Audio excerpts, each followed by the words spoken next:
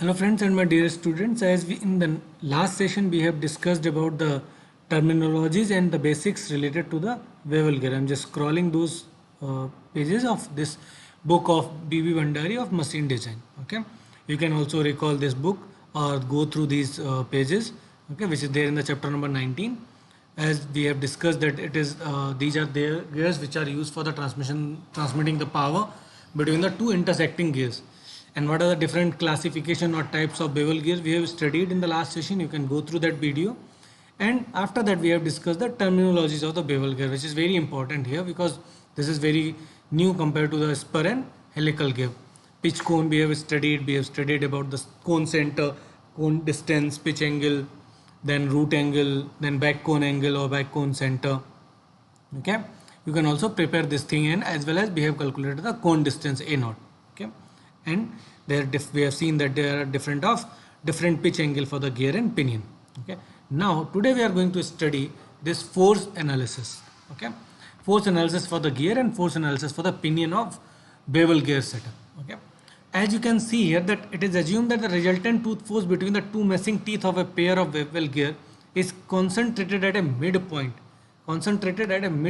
along the face width of the tooth. Okay, where the resultant force is P at the midpoint of the D of face width of the pinion. So note this thing, midpoint of face width of the pinion. Okay, now there are few nomenclature which they have depicted, like there are three resultant forces: tangential forces, then radial component of that force, then axial component or thrust force. Okay, then tan alpha is equals to PS by PT, where PS is separating component or separating force, and PT is your tangential force, and alpha is your pressure angle. So if you want to calculate the value of separating force, then it is equals to tangential force multiplied with tan alpha, where alpha is the pressure angle.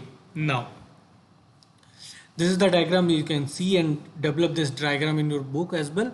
Note so that whenever it is asked in the numerical that explain the force analysis, then you can easily depict or draw this particular diagram in this picture. Okay, this is PS, which is this is PS, which is separating forces.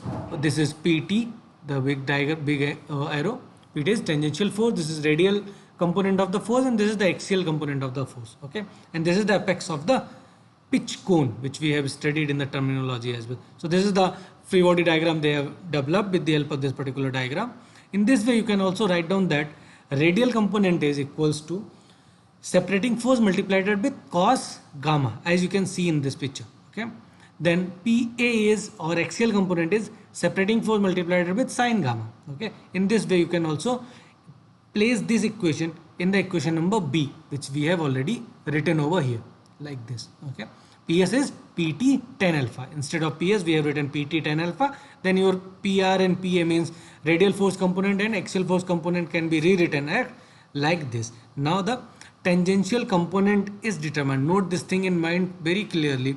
The tangential component of this particular tangential force component can be calculated as MT is the torque transmitted by the RM is the radius of the pinion at the midpoint along the face width. Note this thing in mind. This is not a simple R or radius of pitch circle diameter, which we will see in the upcoming calculations whenever we are designing on the basis of beam strength and wear strength of the bevel gear.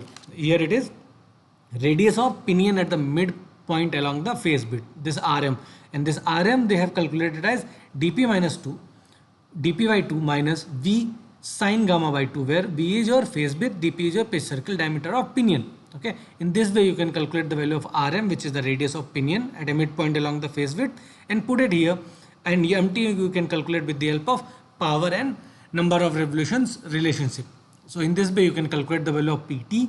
If you are able to calculate the value of PT, then you can place it in the equation number 19.7 and 8, where you already know the angle, which is pressure angle alpha, and gamma is your pitch angle. So if you know those two angle and value of PT, then you can calculate the value of PR and PA very easily. Okay, now next is your force analysis. This force analysis you can depict with the help of this particular diagram or particular classification of formulas which we have already dictated. Now the force component on pinion, the magnitude can be determined by using this particular formula, as we have already said that power and number of revolutions relationship will give you the value of mt. Then you can also calculate the value of rm, which is radius of the pinion at a midpoint along the phase width. Then you can calculate the value of pt. If you know the value of pt, then easily you can calculate the value of pr, which is radial component and axial component. And what are the like tangential component? The direction of the tangential component for the driving gear is opposite to the direction of the rotation. Sometimes they used to ask this in the numerical. Then what is the direction of the different component of the loads? Okay. Then the direction of tangential component of the driven gear is the same as the direction of rotation. Okay.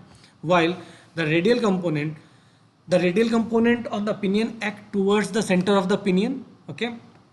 And the radial component of the gear acts towards the center of the gear. Okay, these two are the centric towards the respective pinion or gear, while the thrust component PA or axial component of this force used to determine the thrust component. The thrust component on the pinion is equal and opposite of the radial component of the gear. Whatever the magnitude or radial component will be there, that is equal and opposite, while the thrust component of the gear is equal and opposite to the radial component on the pinion, because they are counterbalancing to each other.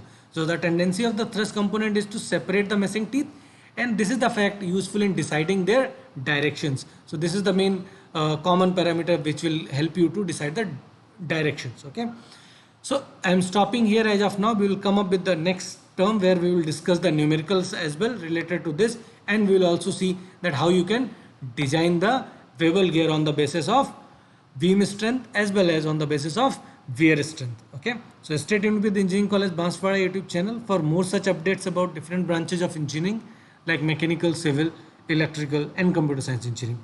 Thank you so much for your patience hearing, and do visit for next update about different courses or this update of design of machine element, which is a third year 6th semester BTech mechanical engineering curriculum of RTU. Okay, thank you so much.